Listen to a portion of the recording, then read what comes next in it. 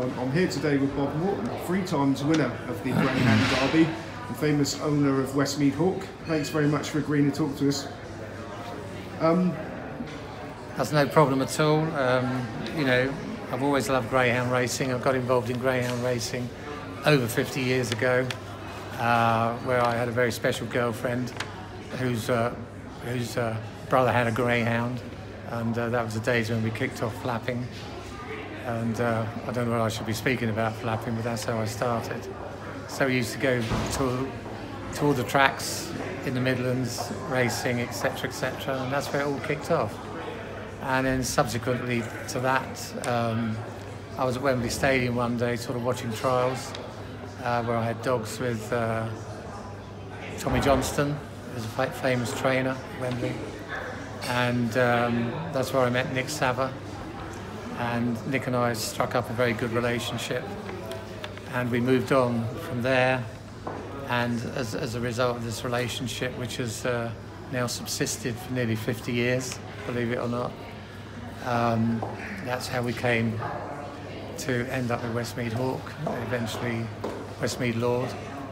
So we won 2 derbies with Westmead Hawk and one with Westmead Lord. So that was in 2005, 6 and 7. An absolutely fantastic time, and the absolutely peak of my greyhound racing experiences to date.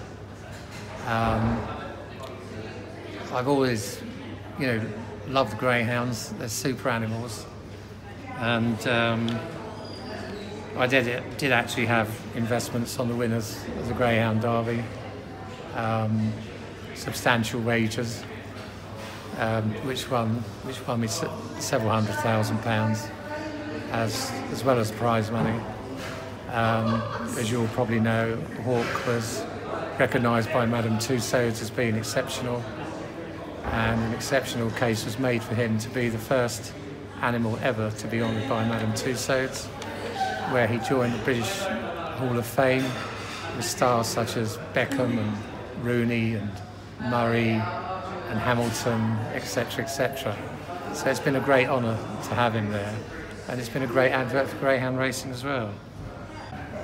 The current state of greyhound racing, well, I think we all know that it's been in a downhill spiral now, you know, for decades.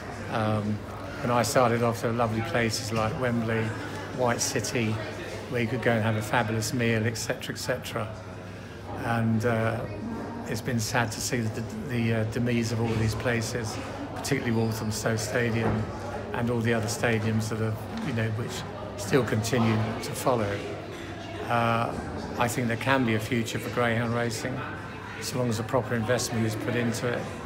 And I think Towcester is a shining example of that, where they've done a brilliant job, and it's a fantastic night out there. And I think it's absolutely wonderful that the Greyhound Derby is now at home in Towcester. What else can we do?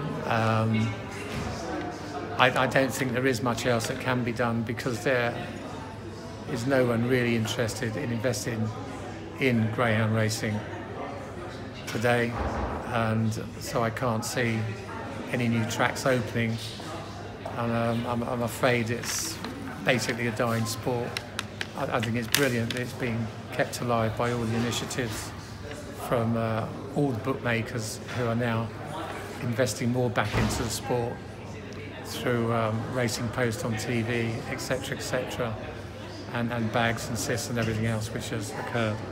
Obviously, you know, the Hawk had a wonderful time at stud, and he produced a couple of Derby winners. I'm fortunate to have puppies from his last litter.